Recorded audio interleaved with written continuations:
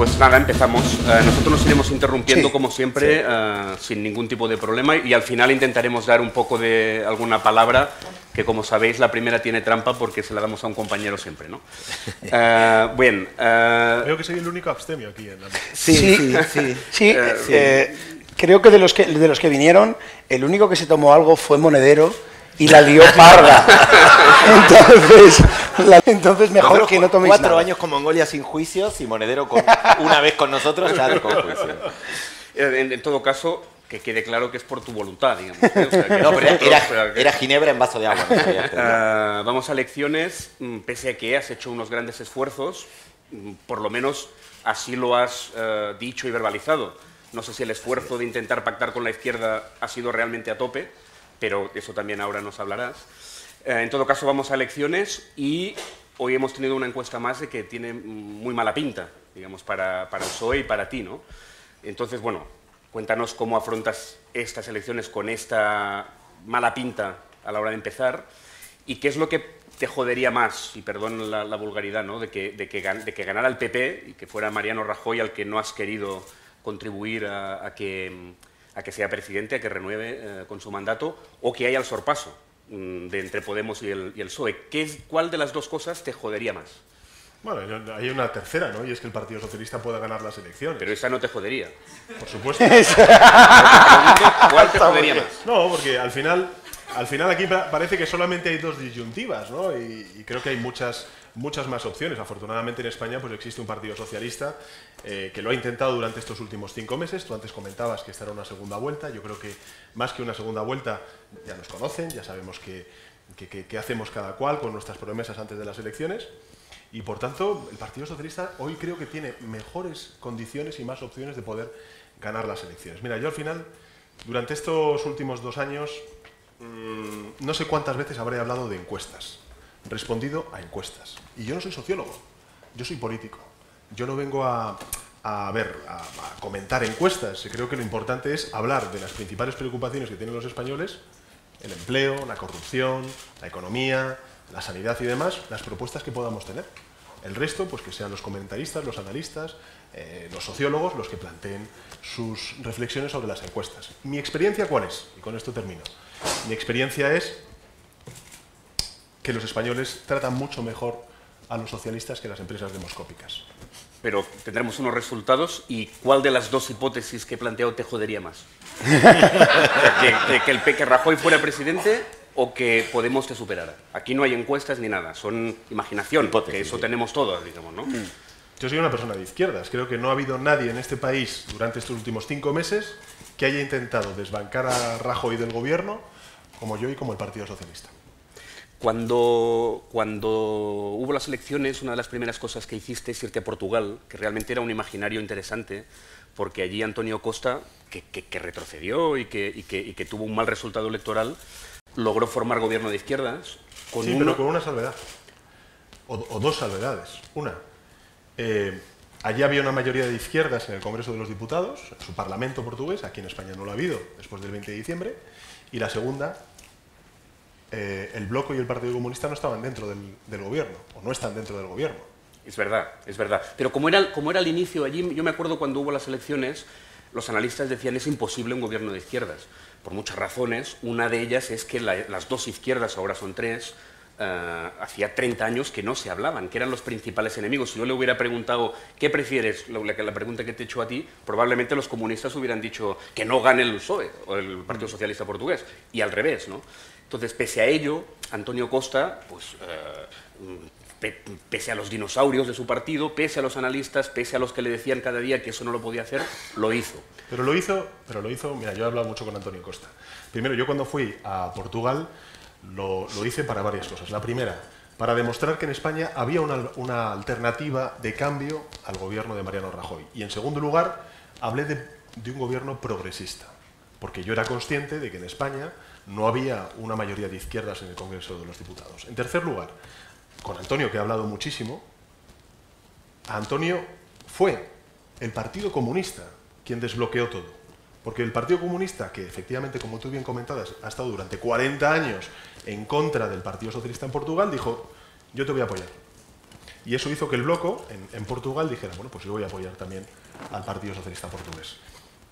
En fin, yo creo que ahora que estamos en lo de lo nuevo y lo viejo, socialdemócrata o no y demás, pues yo creo que Iglesias se parece más al viejo Partido Comunista de Portugal que a lo que ahora mismo representa el Partido Comunista en Portugal, porque al final él ha buscado todas las excusas para no votarme como presidente del gobierno. Esta es una parte del relato y evidentemente vosotros sabéis, también lo sabe Podemos, que aquí al final lo que está en juego es quién se impone en el relato. Porque la gente no votó al PP y a lo mejor nos encontramos que vuelve a gobernar el PP, entonces ¿de quién es culpa? ¿No? Y por lo tanto entiendo que eso es un relato consistente. Pero yo no soy de reproches, ¿eh? Yo creo que, oye, ya la gente durante estos 5 meses, como he dicho, ya sabe perfectamente qué hemos hecho unos y otros y que saque sus conclusiones. Creo que lo más importante ahora es ver qué podemos hacer y qué podemos ofrecer de cara al 26 de junio. Y creo que hay, de las encuestas, por volver un poco a ellas, varias cosas que podemos compartir y que creo que podemos estar de acuerdo los que estamos aquí, ¿no?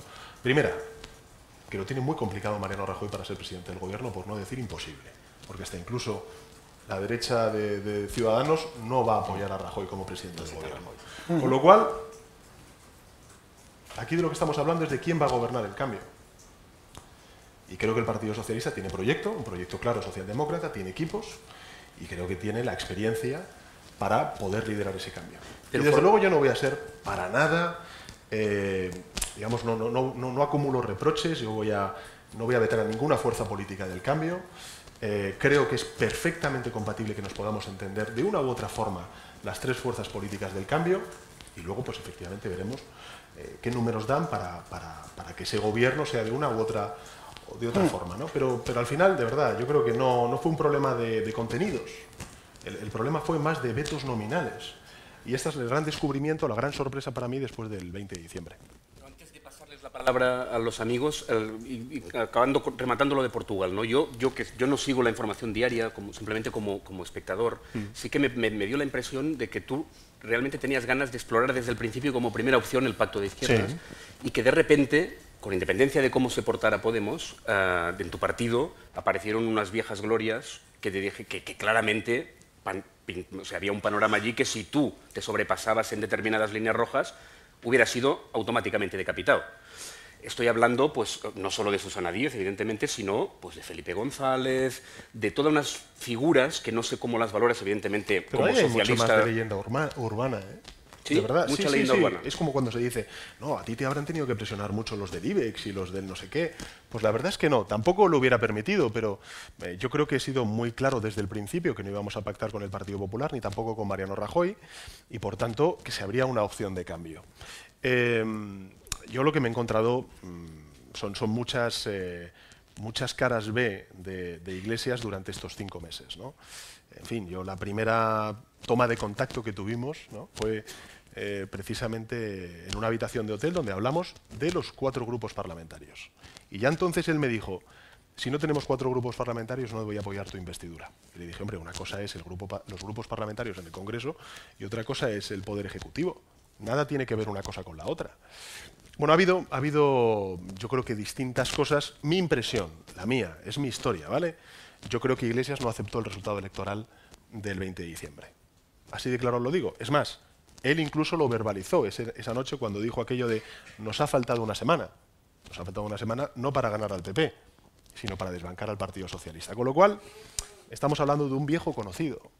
Aquí en España, tú lo sabes bien, pues ha habido una izquierda muy vinculada al Partido Comunista que ha preferido antes que gobierne la izquierda del Partido Socialista que gobierne la derecha. Y eso es lo que estamos viendo ahora. Una cosa importante, porque yo a partir de varias cosas que acabas de decir, que me gustaría preguntarte, yo le explico a mi sobrino de 15, 20 años qué es la socialdemocracia y piensa que es ser fan de Rafael, básicamente. Es decir, le suena una cosa tan antigua y tan, pues, con un cierto desengaño evidente. ¿Cómo le explicarías tú a alguien de 20 años que la socialdemocracia no es Rafael y ahora remozada en este PSOE producida por Carlos Jean, por poneros un ejemplo, ¿no? ¿Cómo convencerías a alguien de 20 años que sea socialdemócrata y que no ponga un corazón o se venda su programa político en un catálogo de IKEA? Bueno, yo creo que a ese chaval de 20 años yo le diría que en el colegio público en el que ha estudiado, o en la universidad en la que está estudiando o estudiará, pues fue gracias a gobiernos socialistas. Le diría que la sanidad pública a la que van nuestros familiares enfermos, pues fue gracias a un partido socialista, gobernados en este caso por Felipe González o José Luis Rodríguez Zapatero, que hoy en España existe una ley de lucha contra la violencia de género precisamente porque ha habido un gobierno socialista. Y estas cosas no son tan evidentes. Porque uno sale, por ejemplo, fuera de España, y es verdad que ha habido muchos recortes. Por poner un ejemplo, ayer que estuve en un hospital por un tema familiar, hablaba con las profesionales sanitarias. Durante estos últimos 4 años se han expulsado 35.000 profesionales sanitarios como consecuencia de los recortes, ¿no? Estas cosas no son tan evidentes. No era tan evidente en nuestro país hace 35 años que la sanidad tenía que ser gratuita, pública y universal. De hecho, hasta que llegó el PP hace 4 años, era evidente que los pensionistas no tenían que pagar copagos farmacéuticos. Hoy los tienen que pagar. Es muy paradójico porque hay mucha gente joven que considera que no hay ideas ya, que no hay ideología ya, que de alguna manera la socialdemocracia pertenece al pasado, cuando de verdad la gran crisis que hemos sufrido durante estos últimos 8 años ha sido precisamente la crisis del neoliberalismo, es decir, la falta de Estado, la falta de presencia del sector público y de los poderes democráticos en el funcionamiento de la economía, ¿no? Por tanto, creo que la socialdemocracia hoy es la única ideología que pervive tras la gran crisis del 2008. Pero ese nivel te refieres en un sentido muy amplio al pasado, en una sociedad que el pasado es ayer en el Twitter. Entonces, claro, dan por hecho determinadas cosas que están conquistadas hace 35 años, durante estos últimos 35 años, pero las dan por hechas, ¿no? Por ejemplo, yo creo que en uno de los momentos que emocionalmente conectaste más con la población juvenil fue cuando llamaste indecente al presidente, pero de pronto vas y pides perdón. ¿Por qué pediste perdón, Pedro? Pues pedir perdón está sobrevalorado en el mundo cristiano, de verdad. Bueno, es que somos primero un país que tiene esa tradición. Y aparte tampoco era para tanto, que te llamen indecente, tampoco, no es hijo de puta, no. O sea, es una cosa como del siglo XIX, y aparte describe perfectamente al personaje en este caso. Por cierto, que tú sabes que los calificativos que él utilizó después, ninguno, sí, bueno, sí, sin duda. Sobre todo Ruiz. Pero yo creo, efectivamente, eso ya fue el colmo. Tú imagínate Pedro Ruiz. Sí. Pobrecito. Yo creo que pobrecito. Sigue obsesionado con Gallardón. Sí. Está todavía ahí RQR. No, pero porque yo creo que hay muchos ciudadanos, sobre todo la gente joven, que te dice, ¿no? Eso es verdad que hay una cierta contradicción en la opinión pública, ¿no? Hay que dejar atrás el y tú más. Bueno, bien, se deja atrás el y tú más. Probablemente yo me equivoqué en la forma de decirlo, no en el fondo. En el fondo, lógicamente, creo que Rajoy ha metido a la derecha en un callejón sin salida. Allá ellos, ya se apañarán, pero en todo caso creo que Rajoy tenía que haber dimitido hace mucho tiempo. Y por tanto, bueno, pues el próximo lunes, que me lo voy a encontrar en el debate, le voy a decir, bueno, qué bueno que vino usted, debería haberse ido ya hace unos cuantos años, ¿no? Vaya a ver la tele, abuelo, le tengo que decir. Vaya a ver el serial, abuelo, venga. Sí. No, yo quería hacer una pregunta por esto que veníamos hablando antes del neoliberalismo, que obviamente estamos metidos en una vorágine que nos viene del neoliberalismo ya de Thatcher y tal, pero ¿qué responsabilidad tiene la socialdemocracia cuando la socialdemocracia en estas 20 décadas o más de 20, 30 décadas de neoliberalismo ha gobernado muchísimos países de Europa, ¿no? Y sin embargo sufrimos igual el neoliberalismo salvaje. Tú eres argentino, ¿no? Sí. Se me nota. Es porque te quité la cartera en el... No, pero... ¿Le tiré los tejos a tu novia? No. Dirás a mi novio. Ay, me da igual chococheta. No, yo creo que la socialdemocracia en Europa es siempre... Yo desde que fui, no digo elegido secretario general del Partido Socialista, yo milito en el Partido Socialista desde hace ya casi 20 y tantos años, no recuerdo, 25, 26 años. Bueno, ya entonces se decía que había una crisis de la socialdemocracia. Entonces, ¿no? Entonces nosotros seguimos viviendo esa crisis de la socialdemocracia, como el Partido Socialista sufre las encuestas, y bueno, creo que al final es la única ideología que ahora mismo sigue vigente, ¿no? El comunismo murió, por cierto, yo les recomiendo que no compren ninguno de los productos del catálogo de Podemos, porque está probado que no hay ninguna mesa camilla, ninguna mesa que podamos montar con instrumentos como la hoz y el martillo, y mucho menos armar la política de este país.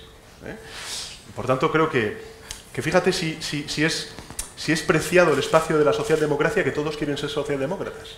Pero ¿no crees que digamos, que ahora la socialdemocracia tiene que volver a ser socialdemocracia. Como que perdió el norte de la socialdemocracia. Pero la socialdemocracia, ¿qué es?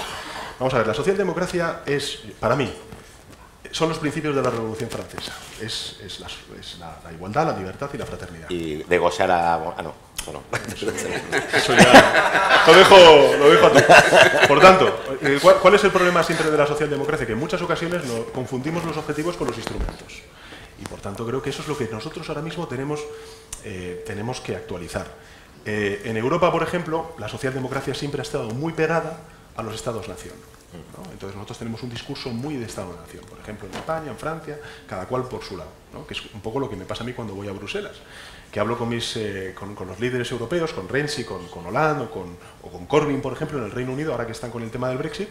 Todos estamos en lo nuestro, ¿no? En nuestros problemas económicos, en los problemas sociales, en los problemas políticos. Y creo que ahora mismo, para hacer frente a la globalización y gobernarla, lo que tenemos que hacer es dar un salto, y ese salto solamente lo podemos dar a escala europea, ¿no? Por tanto, en muchas ocasiones, en política, como en otras, digamos, áreas de la vida, resistir es avanzar. Hay momentos en los que hay que resistir. ¿Y esa resistencia qué es? Esa resistencia es, oye, la sanidad va a ser pública, gratuita y universal, la educación va a ser pública, gratuita y universal, las pensiones es verdad que tenemos un desafío con el tema del envejecimiento poblacional.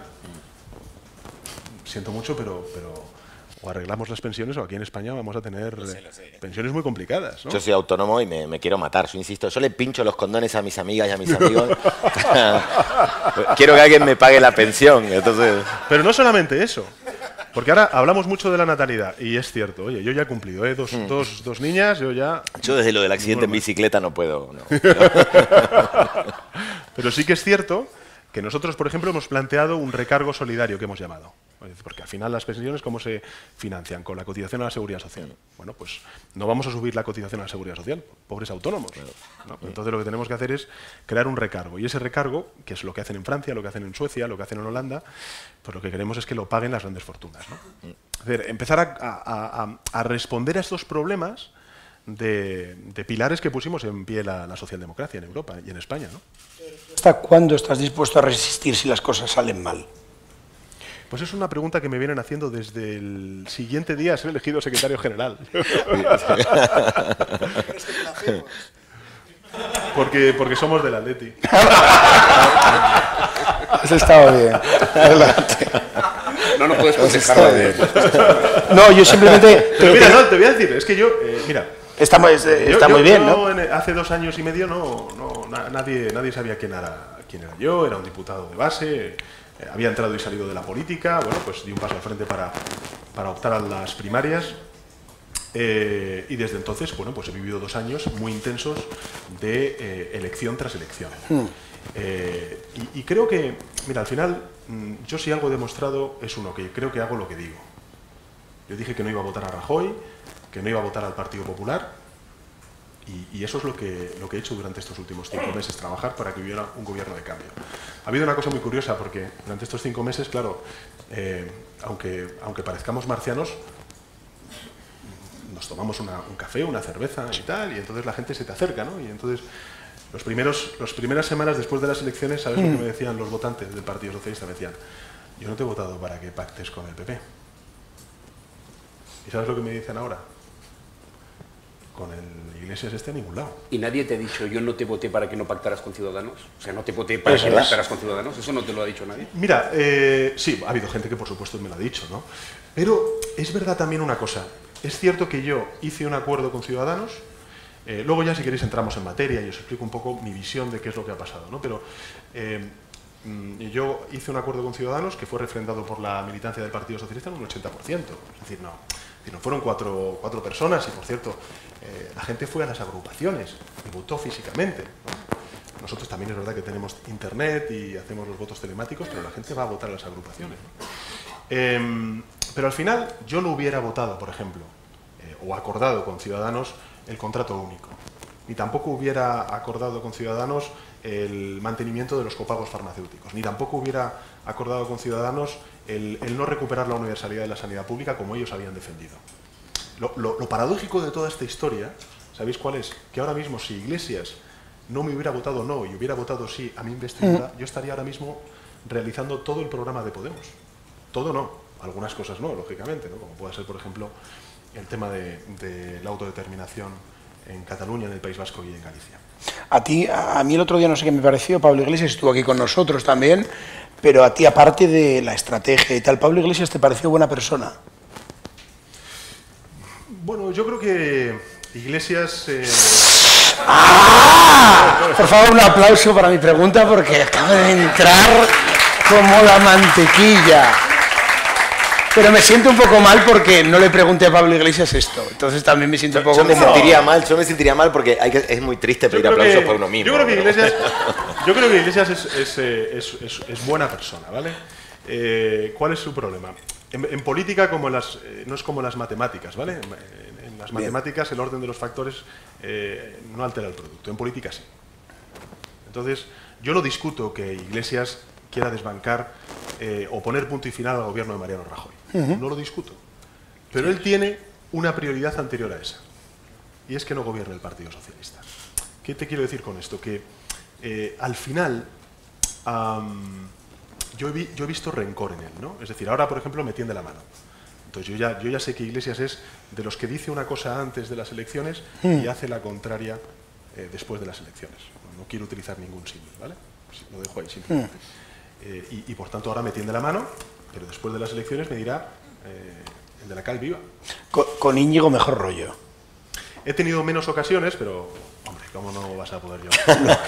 Lo han linchado un poco, sí. No, eso mira, por seguir un poco esa línea, ¿no? Es que, claro, él me dice ahora a Iglesias que quiere ser mi amigo, ¿no? Y entonces yo pienso, hombre, con amigos como Iglesias, ¿para qué necesito enemigos? Que se lo pregunten a Errejón. Déjame retomar lo que le has comentado antes a él, que me ha sorprendido cuando has dicho que con una hoz y el martillo no se puede hacer un mueble de Ikea, ¿no? Cuando con la hoz y el martillo del Partido Comunista se construyó en parte la democracia española después de Franco. Entonces, de la que están renegando ellos, ¿eh? Bueno, pero ¿por qué le has dicho esto? Es decir, ¿la hoz y el martillo en España ha hecho grandes contribuciones o no se puede hacer un mueble con la hoz y el martillo? Bueno, creo que ellos mismos, o Iglesias lo está reconociendo cuando reniega precisamente de la hoz y el martillo, ¿no? Con esta hoz y con este martillo. Yo escucho muchas veces decir a Iglesias que con Anguita, ¿no? Que estamos en el 77 y lo que veo es que están renegando de su propia historia. Porque en el 77 hubo un partido comunista que estuvo a la altura del momento histórico que vivía España y, bueno, pues participó de manera activa en la transición democrática y en la consolidación de la democracia en nuestro país. Y lo que veo ahora es una revisión, una negación de esa participación que hizo el Partido Comunista en la construcción de la democracia española. De hecho, en Garzón, que es verdad que habla mucho más flojo, habla de una manera mucho más pausada, pero bueno, Garzón dice cosas también para subrayar, ¿no? Habla de un régimen continuista del franquista, no reconoce que fue un triunfo de la izquierda el lograr esa transición democrática y la democracia con todas las imperfecciones que tenga, ¿no?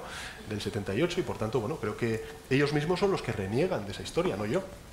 Déjame hablar un momento también de tus líderes o de vuestros líderes de esa época, ¿no? Sobre todo Felipe González y Alfonso Guerra, que evidentemente su papel histórico ni te lo pregunto porque ya sabemos que es muy positivo en vuestra opinión y en la tuya, su papel en la transición y en lo que hicieron después, ¿no? Me interesa el papel que tienen ahora y si te ayuda este papel, sobre todo, o la figura a día de hoy, Felipe González con esas amistades con el iraní, en el Consejo de Gas Natural, Alfonso Guerra, bueno, ha estado y el tren de vida, 20 años, y el tren de vida y Alfonso Guerra, perdona, fuera bueno, de la Moncloa. Es verdad, pero el iraní es muy reciente, esa amistad con Cebrián, en fin. Le compra pistachos al iraní, yo sé que...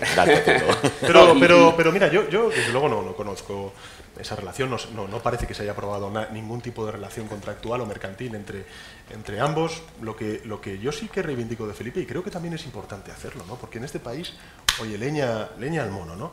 Felipe está defendiendo a los presos políticos en Venezuela. Quiero decir con esto, hombre, que no es una persona que está comprometida con la democracia, que allí donde bueno, pues existe un problema muy serio, no ya digo económico, social, sino también político y democrático, pues hombre, ahí está Felipe González, también José Luis Rodríguez Zapatero. Pero para acabar de plantear, de perfilar la pregunta, ¿no? O sea, Felipe, esto, que ya has matizado. Y Alfonso Guerra, ostras, estos días se está presentando un libro de Rafael Vera, en el que justifica los GAL de una manera muy chocante, que lleva un prólogo de Alfonso Guerra, ¿no? Entonces, está claro que el legado histórico del PSOE lo reivindicas. ¿Crees que esta gente te tendría que ayudar un poco más, siendo menos presente en esas cosas tan no sé cómo llamarlas, sensibles, pesadas, sí. un poco? Porque a mí, personalmente, que Alfonso Guerra haga este prólogo justo antes de esta campaña, a mí me choca. No sé si a ti crees que esto te puede ayudar a excitar al pueblo para que te vote, digamos, ¿no? Gobernar tiene sus contradicciones. Y creo que el Partido Socialista tiene más luces que sombras en la gestión de estos últimos 20 años de gobiernos que hemos tenido durante los 30 y tantos años de democracia, ¿no? Y creo que eso es muy importante, el demostrar que tenemos raíces, que son raíces profundas. Claro, ahora cuando se plantea por parte de Iglesias, ¿no?, el hecho de, no, es que el Sánchez y el Partido Socialista tendrán que elegir entre Podemos y el Partido Popular. Hombre, yo entiendo que él se mire a Grecia y él, bueno, pues se mire en Tsipras. Pero es que afortunadamente España no es Grecia. Y digo que afortunadamente no somos iguales porque en Grecia no, pero aquí en España hay un gran partido socialista que puede representar una izquierda que lidere un gobierno de cambio sensato, de cambio socialdemócrata. Y eso es lo que yo estoy defendiendo desde hace ya unos cuantos meses. En Grecia, ya que lo has citado, ¿con quién te quedas como sensibilidad parecida? ¿Con el PASOK o con Tsipras? Porque Tsipras ha hecho una evolución, y tú te dicen, en Grecia, ¿quién es tu socio? O sea, no formalmente, porque el PASOK sigue siendo miembro de la Internacional Socialista, supongo, el PASOK, pero entre el PASOK y Tsipras, ¿quién te gusta más? Pero fíjate, por poner una puntualización, Tsipras yo creo que no es socialdemócrata, ¿no? O sea, es un tipo que ha bajado las pensiones en un 20%, que ha subido los impuestos a la clase media trabajadora. Es verdad que no se ha encontrado, no ha tenido buen feeling con Merkel. Yo desconozco la relación que hayan podido tener ambos, pero lo que sí que es cierto es que Tsipras no es socialdemócrata. Dos, hombre, joder, a mí me ha criticado Iglesias el haber acordado con Ciudadanos. Oye, su correligionario en Grecia, Tsipras, ¿con quién ha pactado? Ha pactado con una ultraderecha nacionalista que, entre otras cuestiones, lo que está haciendo es criticar, en fin, la diversidad y los derechos de los homosexuales, ¿no? Por poner simplemente uno de los puntos del programa de la ultraderecha que apoya a Tsipras en Grecia. Bueno, yo desconozco cuál es el panorama político en Grecia. También te diré una cosa. Yo soy también del Estudiantes y, bueno, pues sí, yo defiendo a los míos, y por tanto, pues oye, el PASOK, que espero que salga adelante. Has metido, nosotros salimos esta semana, este mes, con Venezuela en portada. ¿No te parece que en determinados momentos, yo estuve en un meeting vuestro en Badajoz, y me llamó muchísimo la atención la intervención de Felipe González, en el sentido de que de los 45 minutos que dedicó a la intervención, fueron 10 a hablar de la política nacional y 35 a hablar de Venezuela. Pero no voy solo a Felipe, o sea, esto ya Felipe ya te ha preguntado, pero ¿no te parece que solo nos falta la cumbia? Es decir, o sea, no solo Felipe, es decir, y que tenemos a refugiados sirios. Hombre, si nos ponemos a contar... Claro, pero por eso a mí, por ejemplo, me parece tan increíble que en lugar de hablar de qué papel puede tener España en el tema de los refugiados, pues en muchas ocasiones cuando voy a un medio de comunicación, el 90% es ¿qué opinas sobre las encuestas? Es decir, ya tengo que opinar sobre unas encuestas que ya dan por bueno que van a ser un resultado electoral. Es decir, a los socialistas antes de votar ya les ha dicho que van a perder las elecciones. Pero eso es política nacional. Bueno, pero escucha, voy a eso, que yo creo que las elecciones es el momento de los españoles, de conocer cuál es la opinión y las propuestas que tienen los distintos partidos políticos. Por tanto, mira, respecto al tema de Venezuela, yo en esta campaña electoral no voy a hablar de Venezuela, voy a hablar de los problemas de los españoles. Pero también te diré una cosa, porque me parece importante. Oye, yo me enteré de que en Atenas había una plaza que se llamaba Sintagma porque un día había Tsipras con Iglesias. Yo me enteré de que Iglesias había asesorado al régimen de Maduro y de Chávez porque, en fin, no hay más que vídeos en YouTube de Monedero y de Iglesias apoyando el régimen chavista. Por cierto, te diré una cosa. O sea, por tanto, ¿qué quiero decir con esto? Que, hombre, que aquí se habla de esto, entre otras cosas porque también lo han importado. Y te diré otra cosa. Mira, yo en estas negociaciones que he tenido con Iglesias, incluso también en el programa electoral de Iglesias,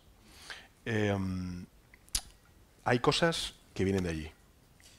Hay cosas que vienen de allí. Mira, por ejemplo, en estos 5 meses, a mí oye, se me presentó un día el tipo que quería llegar a un acuerdo conmigo. Yo fui a ver al jefe del Estado y entré allí y me dijo el jefe del Estado, oye, me parece que te van a hacer una oferta de gobierno. Bueno, en fin, tú si quieres... Felipe. Si tú quieres acordar Es que me conmigo, pierdo, porque claro, como estoy en España, hostia, es Felipe. Felipe, ¿no? Felipe VI. Es majo, es majete, Es ¿no? majo. Bien, vale. Es majo. Sí, es campechano. Demasiado alto para mí. Entonces te contó... Perdona, que te corte. Me cae mal la gente alta, tú Pedro ahora me estás cayendo mejor, pero los altos ¿No se no está me molan. pegando toques? ¿Vamos bien de sonido? ¿Se oye bien, Sí. chicos No, y lo que chicas? te quiero decir con esto es que él, ¿qué me propuso? Oye, él me propuso una vicepresidencia con el control de los espías, de la policía, de los fiscales y de los jueces. Cuidado, ¿eh? Porque tú puedes decir, bueno, esto no puede pasar en Europa. Bueno, depende. Vete al este de Europa, ¿eh? O sea, que te quiero decir que esto no es... Hay que tener cuidado con el respeto a las libertades, en fin, a la independencia. Oye, luego, ¿qué ha propuesto? Ahora ha propuesto un referéndum revocatorio, que es precisamente lo que está utilizando ahora mismo la oposición en Venezuela para intentar, digamos, que Maduro salga de la presidencia de Venezuela. Lo está proponiendo aquí. Hombre, yo creo que más que proponer eso, propone lo que yo he propuesto, una cuestión de confianza. Es decir, si yo soy elegido presidente del gobierno, en 2 años me someteré a una cuestión de confianza para rendir cuentas ante los representantes de los españoles. Y 3, ha propuesto algo que en fin, que creo que no pertenece al orden constitucional español, ¿no? Y es el de decir, bueno, pues vamos a plantear un referéndum para reformar la Constitución española. Sabes que en la Constitución española pues hay reformas que son reforzadas y demás, ¿no? Claro, tú imagínate que planteas un referéndum de la Constitución española para hacer no sé qué y la ganas con un 51%. ¿Y eso qué significa? ¿Dónde está el respeto a las minorías? Quiero decir con esto que es verdad que estamos ante una crisis de la democracia representativa, ¿vale? Pero eso no significa que la democracia que está planteando, en este caso el señor Iglesias, sea más democrática que la democracia representativa. Lo que tenemos que hacer es un buen mix de las dos, un buen equilibrio de las dos, y que la democracia representativa sea lo más representativa posible de la ciudadanía. Y termino con una cosa. Mira, a mí hay una de las cosas que más me ha llamado la atención durante estos 5 meses, es que aquel que se presentó a las elecciones diciendo que los diputados y diputadas que estaban en el Congreso no les representaban, planteó que la solución a este país era un presidente independiente, es decir, no votado por los españoles. Eso me parece una contradicción. Para terminar con Venezuela, la única pregunta es, ahora que estamos aquí cómodos entre amigos y amigas, tomando un agua, una Coca-Cola con algo, ¿tú crees que Pablo o Podemos han tenido una relación, digamos, indecente en el sentido económico con Venezuela? ¿Sabes la que me preocupa más a mí? Me preocupa más la de Irán. Esa sí me preocupa. ¿En qué sentido te preocupa la de Irán? Pues porque... Obama también está ahí con Irán, ¿eh? Digo, porque a Cristina Kirchner la mataron por el tema Irán y después cuando lo hace Obama está todo bien. Sí, pero porque Obama... Pero un en profesor en este caso va otra cosa, yo creo. Pero un profesor universitario, ¿qué hace siendo su móvil pagado por un empresario vinculado con el régimen iraní? En fin, yo creo que, no sé, yo tengo muchos defectos, pero creo que en política, para decir lo que vas a hacer cuando llegues a presidente del gobierno, es importante también ejercerlo o hacerlo con el ejemplo, ¿no? Y por tanto, bueno, pues a mí no se me hubiera ocurrido en la vida, ¿no? el tener una financiación, ya sea en la televisión o ya sea en lo personal, como pueda ser un móvil, financiado por el régimen de Irán, ¿no? El Estado, durante muchos años en España, los Borbones han estado financiados por Arabia Saudí. ¿Eso no es una relación que habría que fiscalizar políticamente? O sea, es el jefe del Estado, sí, pero Arabia Saudí... Pero es que es curioso porque quien lo está diciendo es el que da lecciones. Sí. No, en eso ha quedado claro. Y entonces vamos al otro. ¿Hay que fiscalizar esa relación de los Borbones con Arabia Saudí? Hay que fiscalizar todas las relaciones que haya en las relaciones comerciales, en las relaciones también, lógicamente, de defensa, por supuesto. Creo que... Sabemos Saudí, la relación de petróleo y fanatismo religioso, hay una triangulación ahí muy peligrosa en que Occidente tiene una relación absolutamente esquizofrénica, porque por un lado es como aliado estratégico Arabia Saudí para el tema petróleo y por otro lado nos comemos el sapo de que sea casi el que alienta, ¿no?, el fanatismo religioso, y pareciera que después todo Occidente va como que pierde el culo, ¿no?, por los jeques de Arabia Saudí. Una triangulación tan maravillosa que es petróleo, financiación, religiosidad y acaban muertos gente de revistas satíricas. Sí, es que es alucinante. Lo cual cual es alucinante. Pero yo creo que también nos hemos ido un poco hablando demasiado de Podemos, pero tenemos que hablar del PP un poco, para que parezca que haya un poco evidentemente, una de las cosas importantes, evidentemente aquí sí que no hay duda que has intentado hacer todo lo posible para, bueno, salvo una negociación en serio con la izquierda, digamos, ¿no? Pero todo lo demás posible... Pero eso lo dices tú. Evidentemente. ¿Qué significa para ti una negociación en serio con la izquierda? Una negociación en serio hubiera sido empezar por la izquierda. ¿Sí? 5 minutos. ¿No? No fueron 5 minutos. De hecho, fíjate, yo creo que una de las cosas que más, que a mí no se me puede reprochar, es que yo he sido siempre claro con Iglesias, dentro y fuera de foco, digamos. Siempre que he hablado con Iglesias le he dicho lo mismo. Le he dicho, mira, nosotros tenemos una opción de cambiar este país. Tenemos una opción de poner punto y final al gobierno de Mariano Rajoy. Es evidente que los números, teniendo en cuenta también lo que tú vas a tener en el Senado, necesitas una mayoría absoluta estable. Esa mayoría absoluta estable, dada la composición que eligieron los españoles el pasado 20 de diciembre, pasa por PSOE, Podemos y Ciudadanos. Entonces yo creía, también es cierto, que Podemos y Ciudadanos tenían más buen rollito, es decir, que había un espíritu del cuco, que ya hemos visto que murió el 21 de diciembre, ¿vale? Pero bueno, yo me creí el espíritu del cuco, y por tanto creía que podíamos llegar a un acuerdo. Porque es verdad, fíjate, te voy a dar un dato. Si uno coge las resoluciones, las iniciativas parlamentarias que fueron aprobadas en el Congreso de estos últimos 5 meses, en un 70-80% las votamos a favor PSOE, Ciudadanos y Podemos. ¿El problema cuál ha sido? El problema ha sido cómo trasladar esa mayoría parlamentaria a la conformación de un gobierno. Y ahí, en la política, no en las políticas, Iglesias y Rivera de repente se destaparon como irreconciliables, como incompatibles. De hecho, yo, en fin, creo, honestamente lo digo, que Iglesias cuando hace ese órdago de plantear la vicepresidencia y poco menos de tener que dar las gracias a la vida por haber encontrado en mi vida a Pablo Iglesias, en ese gesto de humildad que le caracteriza, pues lo que creo que hace es un abrazo del oso para que, de alguna manera, la única vía de gobierno entre él y yo pasara por proyectos que ahora mismo lo que quieren es romper España, ¿no? Como es Esquerra Republicana o Democracia y Libertad, ¿no? Volviendo al PP, porque yo te he ido, te he empujado que otra vez hacia allí. Que yo de verdad creo que lo intentamos. Creo que por ejemplo, al principio pues las negociaciones iban con Errejón, luego ya fue Iglesias quien capitaneó esa negociación, porque solamente fue una tarde, pero honestamente nosotros lo intentamos. Lo que pasa es que, mira,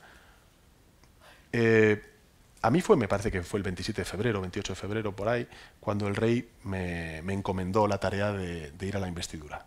Y yo ahí le dije que sí. Yo dije, yo me doy un mes de plazo para la negociación, porque tampoco podíamos mantener a España en funciones o bloqueada sin una investidura que al menos desbloqueara el reloj de la democracia. Claro, ¿qué es lo que yo me encontré? Iglesias me dijo, si tú negocias al mismo tiempo con Ciudadanos conmigo, somos incompatibles, no cuentes conmigo. Claro, yo digo, oye, pues nosotros por supuesto que como el planteamiento que yo estoy haciendo es transversal, porque es lo que votaron los españoles, cambio, no votaron un bloque ideológico de izquierdas o de derechas, sino cambio, yo tenía que empujar ese acuerdo hacia adelante. Bueno, lo pude lograr con unos, con los que pensaba que no iba a lograr, los que eran Ciudadanos, y con los que pensaba que podía lograr lo que era Podemos, no lo logré. Pero volviendo a lo que decía Edu del PP y de Rajoy, ¿no? Se lo preguntamos a Iglesias también la otra vez. ¿Tú crees que siguen existiendo las dos Españas? El PSOE evidentemente tiene una tradición larguísima de una de las Españas. El PP es el heredero de esa otra España que en algún momento fue el franquismo, y que España tiene alguna relación con el hecho de que España no tenga una extrema derecha importante que está en toda Europa. O sea, no, yo creo que la derecha española es una derecha profundamente retrógrada. Pero no lo digo en cuanto a la estética de su líder, sino lo digo en cuanto a las políticas que plantea, ¿no? Es así, es evidente, ¿no? En fin, es que rascas en el PP y lo único que te encuentras son casos de corrupción. Y si Rajoy dice, yo soy un dirigente previsible, y es evidente que es un dirigente previsible. Vamos, como siga gobernando, previsiblemente recortará la sanidad, la educación, las pensiones, y previsiblemente seguirán saliendo casos de corrupción todas las semanas. Y eso es lo que tenemos que erradicar. Y luego tiene un punto de soberbia, ¿eh? Porque, hombre, yo fui educado, pero yo le tendí la mano. ¿La mano? Hazme un Rajoy. No, hizo lo contrario. Sí, te dejó la mano hay un tonta. punto de soberbia, ¿no? En el fondo, fíjate, Rajoy es un político que entiende la democracia como un contrato de adhesión. Lo que te dice es, yo quiero que me apoyes, pero para ser yo presidente del gobierno y para seguir haciendo lo mismo. Pues hombre, eso no es negociar ni tampoco es un contrato... En fin, no es una forma de entender la democracia, sino un contrato de adhesión. No lo digo por mí, sino por Rivera y por Ciudadanos, que, en fin, podían haberse entendido con ellos, ¿no? De hecho, es que lo paradójico de todo esto es que al final, por primera vez en la historia de la democracia española, en esta corta legislatura se ha invertido toda la lógica política. Es decir, tradicionalmente la primera fuerza política daba un paso al frente y se presentaba al discurso de investidura. En esta, Rajoy ha dicho, no, yo doy un paso al lado y que sea la segunda fuerza política quien lo intente, ¿no? Bueno. ¿Y la oposición hasta qué punto habéis tenido cierta responsabilidad en que no dimitiese?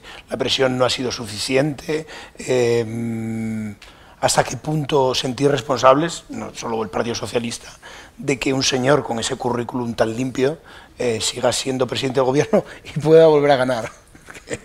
Pero no va a gobernar. Esto es como cuando a mí me dicen, no hoy por la noche ligas. Bueno, en principio no. No será con el voto del Partido Socialista ni con... Pero tenemos a Ciudadanos, tenemos Pero a... mira, al final... Somos bastante ateos.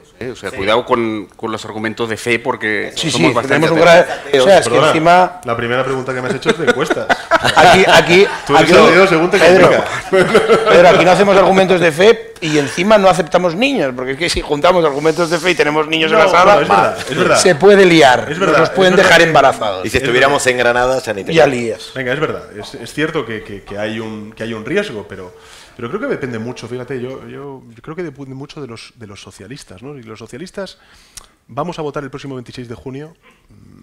Rajoy es historia, de verdad lo creo, ¿eh? Al final, mira... Lo de Rajoy es historia me suena al nivel, o sea, hay dos historias que suenan al mismo nivel sobre la misma persona, que es Rajoy es historia y Rajoy es gay. Están a la misma historia de leyenda urbana porque es un señor que ha aguantado mucho, sí. Es como una cucaracha atómica. O sea, a mí cuando dicen Rajoy es historia, digo, hostia, perdón. como hace... No, Edu, que hay medios. Habla de cucarachas a nivel evolutivo y de supervivencia. No. No es una No. comparación con el insecto. En el caso de Mariano lo digo literal. Vale. Es una puta cucaracha. Bueno. O sea, y bueno, me llegará dice una Edu, denuncia o algo. Lo digo yo, Lo lo dices digo tú, yo. yo no. Yo quiero hacerte una pregunta con respecto a esto que hablamos de la derecha. Pero mira, a Rajoy... Estoy de testigo a mi juicio. ¿Sabes quién pide el voto por el PP y por Rajoy? Pues los defraudadores que están radicados en estos extraordinarios paraísos fiscales de las Bermudas, de Jersey, incluso ha tenido ministros ahí, ¿no? O de Suiza o de Panamá, ¿no? Yo creo que esto es lo que tenemos que erradicar de la vida pública, ¿no? Mi pregunta es con respecto a lo de la derecha. Aunque todos mis amigas y amigos me ponen a parir cuando digo esto, pues dicen, postmoderno. Pero, poquito. Pero yo sí que creo que dentro de que la derecha representa sectores que no me representan, digamos, porque Bueno, tú eres peronista, ¿no? yo soy peronista. Sí, ¿no? Yo soy peronista. ¿Por qué vamos a negarlo? Pero, digamos, yo creo que hay un avance en que, por ejemplo, los sectores de la derecha terminen viéndose más identificados con Ciudadanos. Porque yo prefiero una derecha más parecida a una derecha liberal, que no tiene la herencia franquista y la herencia moral del Opus Dei y de un montón de cosas, aunque represente a los sectores de las élites como los representa, que a una derecha caspa que todavía está atada a una cosa moral, religiosa, al nacional, ¿no? Catolicismo tan oscuro, ¿no? Entonces yo sí que creo que... Fíjate que la derecha existe, pues prefiero que sea liberal, digamos. Que con ¿no? Ciudadanos, oye, y yo me quedé muy sorprendido cuando lo acordamos. Pero es que Ciudadanos acordó el revitalizar y el impulsar la ley de memoria histórica. Y luego ha habido, oye, sus concejales en este municipio, en aquel, que tal, cual, siempre ponen problemas. Pero a nivel estatal, en el acuerdo que yo me presenté fue el de la ley de memoria histórica, volver a reimpulsarla, ¿no? Y eso fue muy criticado precisamente por el Partido Popular en el discurso de investidura, ¿eh? Y hasta deben estar a favor de la despenalización de la marihuana, que es tu tema. Eso quería hablar. Primero voy a contar un chiste muy bueno que dice: la masturbación y la marihuana trae problemas de memoria y no me acuerdo qué más.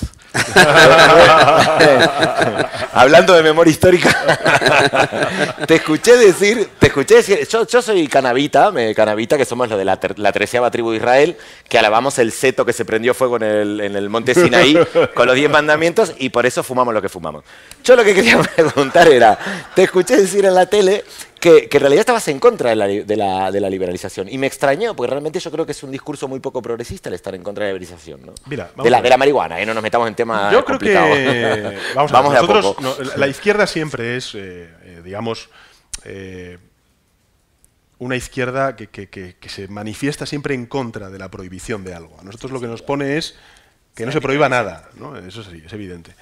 Pero yo me he encontrado mucha gente que ha trabajado en el ámbito de la droga progresista, profundamente progresista, que están en contra de precisamente la legalización de las drogas blandas o de las drogas ya más sintéticas y demás, ¿no?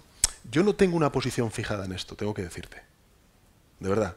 Incluso creo que siempre cometemos el mismo error, en España al menos, no sé en Argentina, pero en España siempre hablamos de estas cosas en campaña electoral, que es cuando no tenemos que hablar de ellas. Yo cuando me acuerdo es que como... Claro.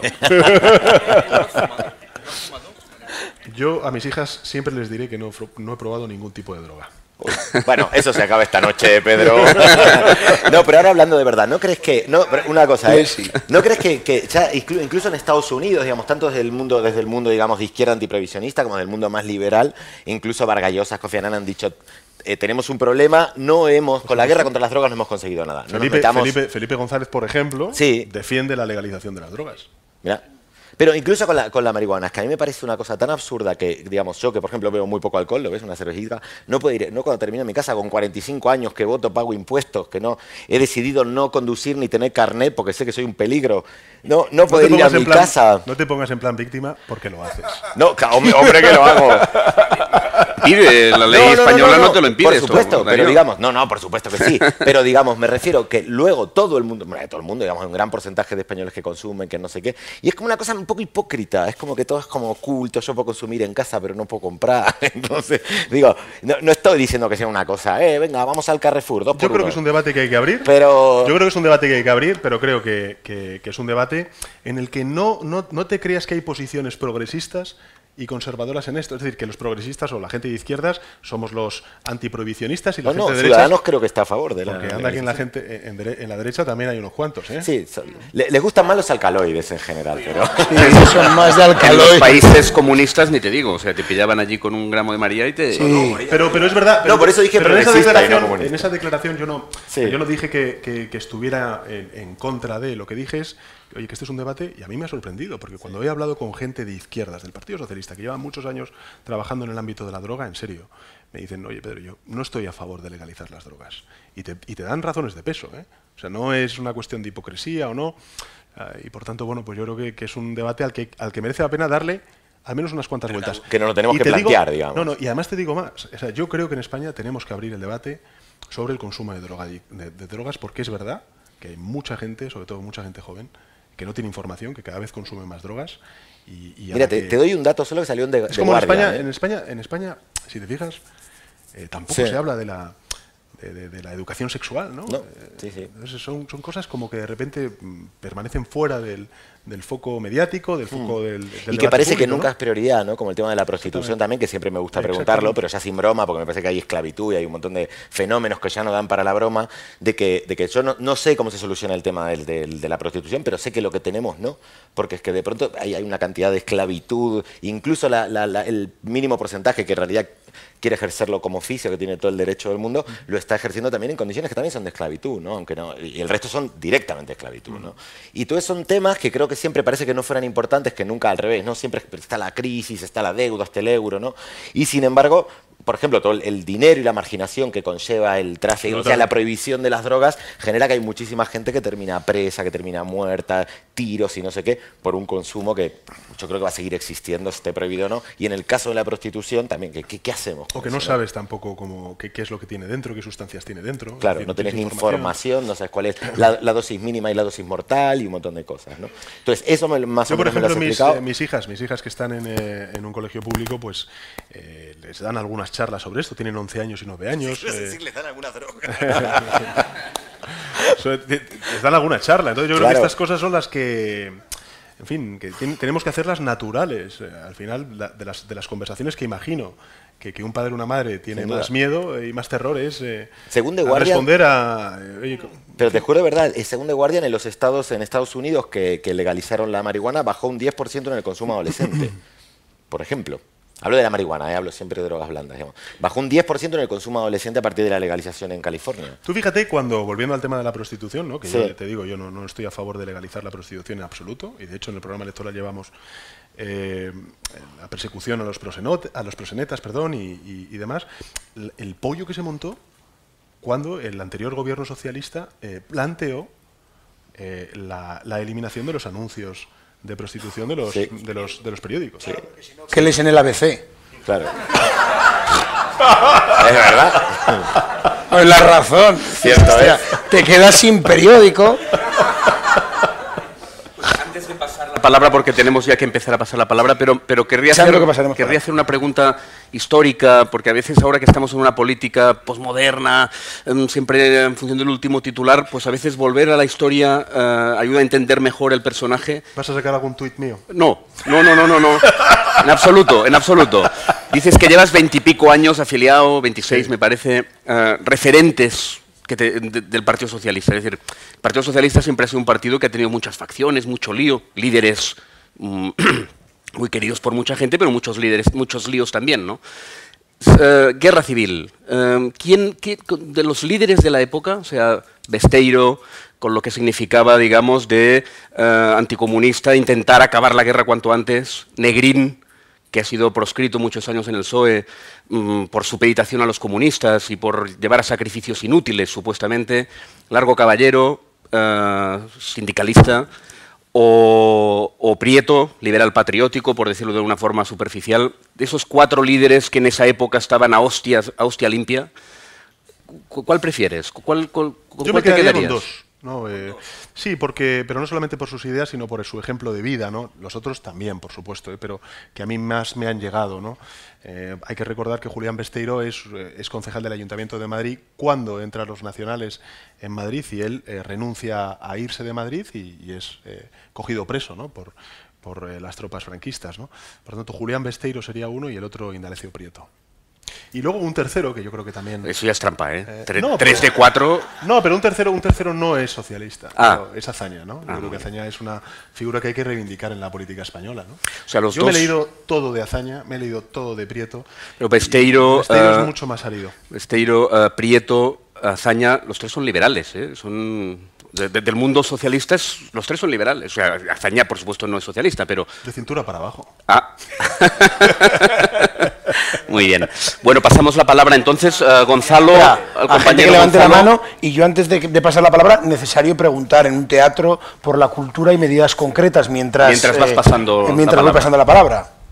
Bueno, la primera, y además aquí está Iván, ¿no? El secretario de Cultura del Partido Socialista, la primera es que vamos a bajar el IVA cultural al 10%, del 21% al 10%. La segunda yo creo que tenemos que... ¿Perdona? ¿La media europea cuál es? Bueno, en Francia me parece que está en el 0, ¿no? O en el... Bueno, no sé, no recuerdo ahora, pero vamos, yo creo que Pero Holanda al 10. está en torno al 6 o al 7%, Francia está por debajo del 5%. Yo creo que es simplemente, bueno, es un poco lo que comentabas tú antes de la derecha que tenemos en España, ¿no? Es evidente que el sector de la cultura es un sector crítico, por definición con el poder.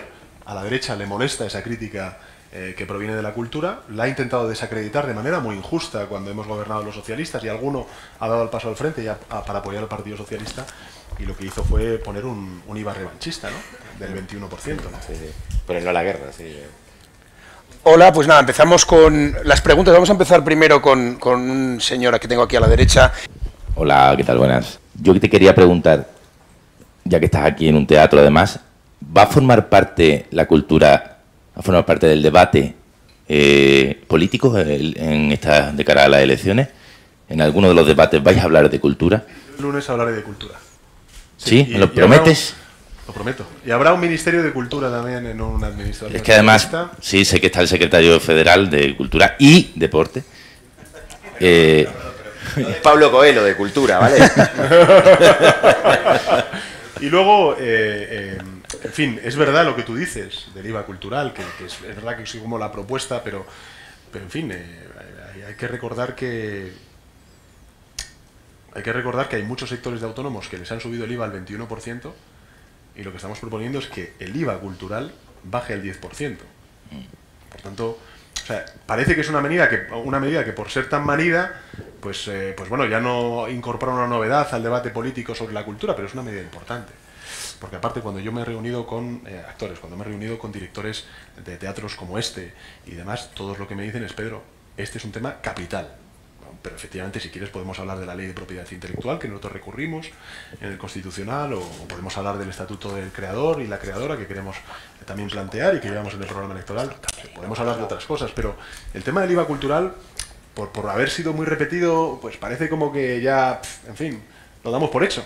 Pero no va a ser esa batalla menor, y no precisamente con Hacienda en un gobierno socialista, sino porque, bueno, tendremos que ir a Bruselas, pelearlo, tendremos que explicarlo también a la opinión pública española. Dos preguntas muy breves. Una, la semana pasada hubo una polémica porque Juan Fernando López Aguilar publicó unas fotografías de un reciente viaje a Israel, en la cual él se fotografiaba con fuerzas de ocupación israelí en territorio palestino y junto a un muro de los que sitian Gaza. ¿Cuál es la postura de tu futuro gobierno respecto a ese tipo de actuaciones, dejarse fotografiar con colonos israelíes en territorio ocupado, que es constitutivo de crímenes de guerra? Esa es una de las preguntas, ¿no? Bueno, yo desconozco esa foto, ¿vale? Pero yo sí que te puedo asegurar que si soy presidente del gobierno haré como el primer ministro sueco socialista, y es reconocer a Palestina como Estado. Bien. Y la otra pregunta, dijiste que era un hombre de palabra, mencionaste a Azaña. ¿Te puedes comprometer a que tú y tu partido, el 27J, vais a impedir que gobierne Rajoy nuevamente? Y estoy hablando de Azaña en relación a lo que hizo Azaña en su momento. O sea, la pregunta va con trampa, ¿no? Un gobierno de izquierda. En fin, te diré que sí, lo comprometo, me comprometo a ello, a hacerlo de nuevamente, pero creo que la mejor forma de que eso no ocurra es que aquellas fuerzas políticas que representamos el cambio ganemos las elecciones. Y creo honestamente que el país de forma mayoritaria quiere cambiar, pero hay que ponerle un gobierno a ese cambio. Hay que darle un sentido a ese cambio. Un sentido, a mi juicio, socialdemócrata. Y eso es lo que representa el Partido Socialista. Nosotros garantizamos dos cosas. Una, que haya cambio, y dos, que haya gobierno. Y te aseguro que en el cambio y en el gobierno yo contaré con todos. Lo primero, que nos firmes de verdad el Ministerio de Cultura, por la cuenta que nos trae. Hombre, si está ahí Pepe, ¿no? Seguro que lo queremos los dos. Que no lo ha firmes. preguntado todavía. No, pero ahora le paso el micrófono. Y lo segundo, hablabais de Venezuela y los refugiados, pero realmente, ¿qué piensa si hay un gobierno socialista sobre los refugiados sirios y sobre todo esto que está pasando? Porque contarlo de verdad, ¿qué haríais? ¿O qué haríais el 27 con estos refugiados? Yo no os he oído todavía. Sí, pues mira, es una pena, porque la verdad es que eso fallo mío de comunicación.